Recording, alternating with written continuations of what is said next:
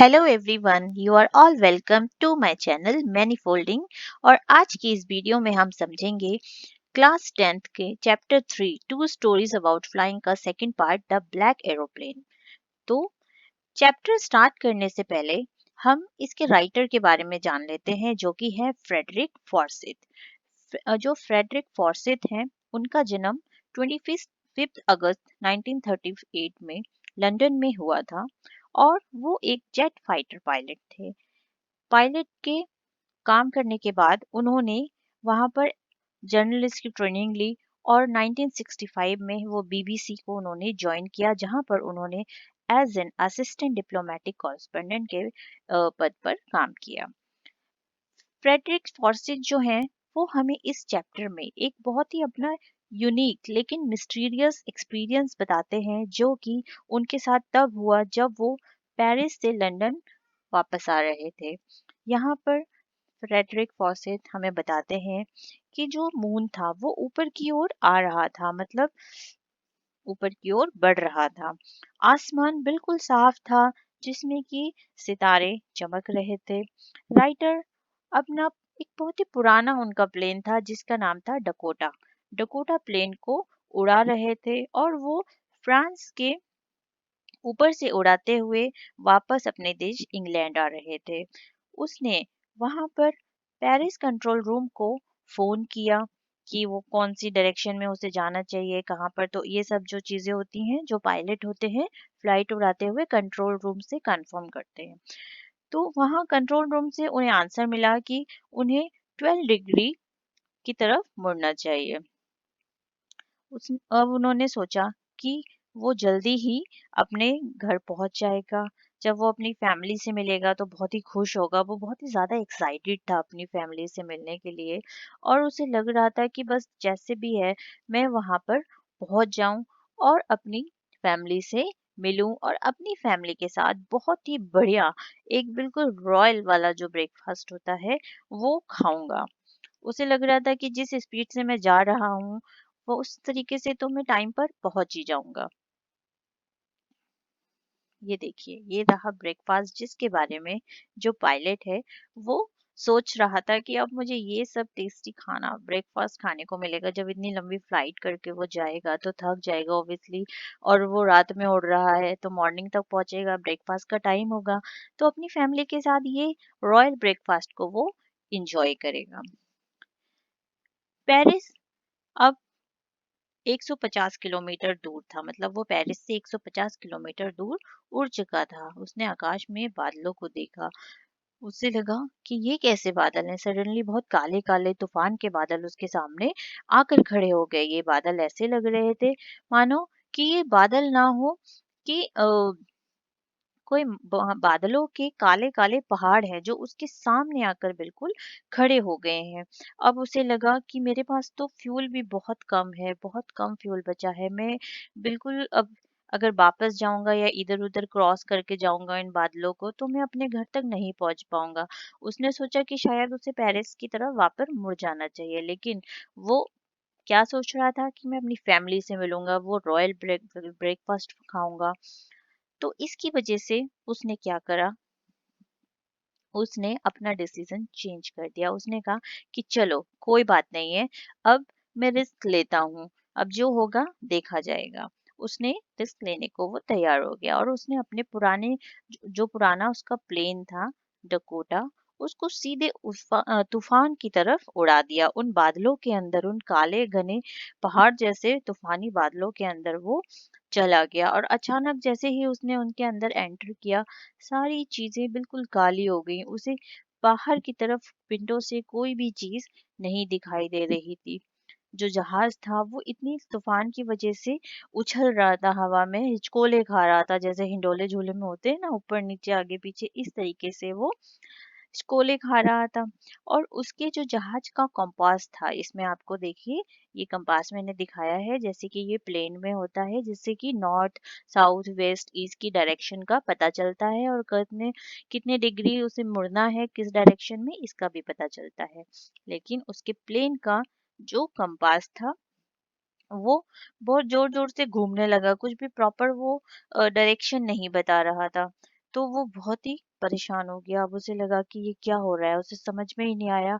और अचानक से जो सारे ही मतलब जो उसके प्लेन के जो दूसरे भी टूल्स थे अलग अलग चीजों के ऑपरेट करने के, वो सब जैसे कि मानो डेड हो गए, बंद हो गए।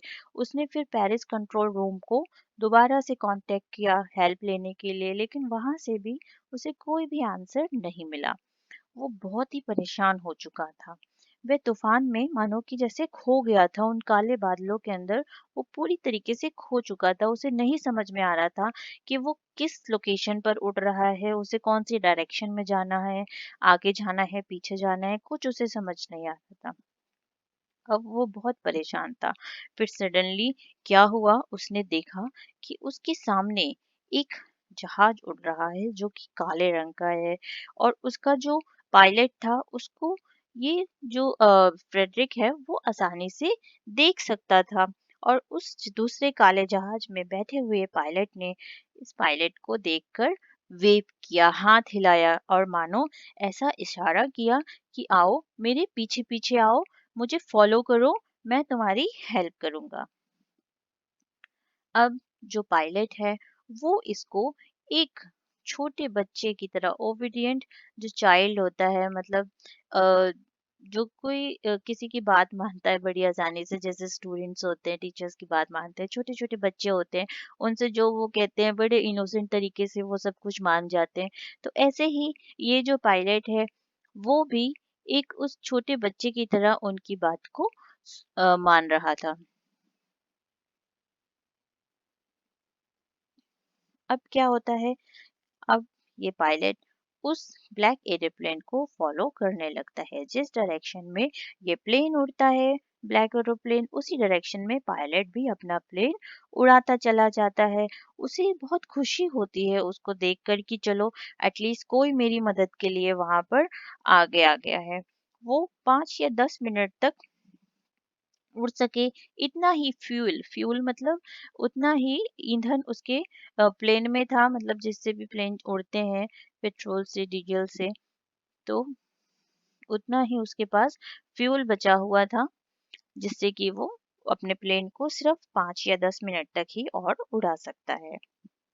अब क्या हुआ, चलते चलते आगे उसे एक रोशनी की पंक्तियां सी दिखाई देने लग गई। पंक्तियां मतलब एक रो में लाइटें लगी होती है ना जैसे रोड्स पर, वैसी उसे दिखाई देने लगी। उसे बहुत ही खुशी हुई, वो खुशी से चिल्ला उठा कि अरे मुझे हवाई अड्डा दिखाई दे रहा है, जहाँ पर एयरपोर्ट दिखाई दे रहा है, मतलब रनवे जो है आने वाला था। रनवे होता है एक ऐसा प्ले ऐसा ग्राउंड जहाँ पर जो प्लेन है वो लैंडिंग करते हैं, टेक ऑफ करते हैं, उस प्लेस को हम, उस ग्राउंड को रनवे कहते हैं। दिखाई देने लग गया था। और अब उसे बहुत ही अच्छा महसूस हो रहा था, बहुत ही खुशी हो रही थी कि फाइनली वो इतने बड़ी मुसीबत से, इतने बड़े तूफान से बाहर आ चुका है। वो उस प्लेन को देख देखता है, उसको चिल्लाता है खुशी से कि मैं इसको बताऊं कि देखो मेरा जो है वो जगह आ चुकी है, और वो उसे थैंक यू कहना चाहता था। लेकिन जैसे ही वो पीछे की तरफ मुड़ता है उसको देखने के लिए प्लेन के पायलट को या प्लेन को, तो उसे वहां पर कुछ नहीं दिखता है। वहां पर जो आसमान था, जो स्काई था, वो पूरी तरीके से खाली था। अब जो पायलट है वो लैंड कर चुका है, मतलब वहां पर वो आ चुका है, प्लेन उसका लैंड हो चुका है। वो वहां पर अपने प्लेन को लगाता है और वहां जाता है जहां पर कंट्रोल रूम होता है। और कंट्रोल रूम में एक मैम है, वो उनसे पूछता है लेडीज से कि आप ये बताइए कि जब मैं प्लेन उड़ा रहा था तो अब ये रडार पे चेक करते हैं लोकेशंस को कि कौन सा प्लेन कौन सी डायरेक्शन में उड़ रहा है, सारी मूवमेंट जो है प्लेन की, कितने प्लेन्स उड़ रहे हैं, क्रॉस तो नहीं कर रहे हैं एक दूसरे को, ये सब चीजें हम रडार से इनको समझ सकते हैं। तो उस लेडी से वो पूछता है जाके कि आप प्लीज ये मुझे चेक करके बताइए कि जब मैं प्लेन उड़ा रहा था तो और दूसरा पायलट कौन था, दूसरा कौन सा प्लेन था जो मेरे साथ साथ उड़ रहा था। जब उसने ये बोला तो उस लेडी को बहुत ही सरप्राइज हुई, वो देख ये सुनकर कि ये क्या बोल रहा है। तो उसने वो थोड़ा हंसी, मुस्कुराई और उसने कहा कि क्या, कौन उड़ रहा था आपके साथ, उसने कहा कि कोई दूसरा जहाज नहीं उड़ रहा था। रडार पर हमें सिर्फ आपका ही जहाज दिखाई दे रहा था जिसको आप उड़ा रहे थे। उस समय पूरे टाइम आप अकेले ही आसमान में उड़ रहे थे, कोई और जहाज आपके साथ नहीं था। ये सुनकर जो राइटर है वो बहुत ही कंफ्यूज हो जाता है। उसे समझ में नहीं आता है कि ऐसा कैसे हो सकता है। मेरी तो उस ब्लैक एरोप्लेन ने इतनी हेल्प करी, तो ऐसा कैसे हुआ कि वो रडार पर नहीं आया। और ये क्वेश्चन उसका अनसॉल्व्ड ही रह जाता है, इसका आंसर उसको नहीं मिलता है। अब देखिए इसमें सरप्राइज क्या है कि कौन था वो ब्लैक एरोप्लेन में पायलट, किसने उसकी इतने बड़े तूफान से निकलने में हेल्प करी। आपको क्या लगता है कौन था वो? देखिए क्या होता है जब हम किसी बहुत बड़ी प्रॉब्लम में होते हैं, मुसीबत में होते हैं, तो हम अपने ऊपर विश्वास करना छोड़ देते हैं कि शायद हम इस मुसीबत से बाहर नहीं निकल पाएंगे। लेकिन हमारी जो अंतरात्मा होती है, जो हमारा कॉन्फिडेंस होता है, जो हमारा विश्वास होता है, वो अंदर ही अंदर हमें ये एहसास दिलाता है कि नहीं, चाहे कुछ भी हो जाए तुम हिम्मत नहीं हारोगे, तुम में ये कैपेबिलिटी है कि तुम चाहे कितनी भी बड़ी मुसीबत हो उससे बाहर आ सकते हो। तो ये जो पायलट था, या ये जो हम कहें जो ब्लैक एरोप्लेन था, एक तरीके से उसका खुद की कॉन्साइंस थी, उसकी खुद की ही अंतरात्मा थी जिसको वो इमेजिन कर रहा था कि वो मेरी हेल्प कर रहा है। लेकिन ऑल्दो ये सारी उस राइटर की ही अपनी कैपेबिलिटी थी कि वो इतने बड़े ब्लैक स्टॉर्म से भी बाहर निकल आया, बच गया, लेकिन फिर भी उसको अपने ऊपर विश्वास नहीं हुआ। अब हम समझते हैं कि इस स्टोरी से हमें क्या मॉरल मिलता है।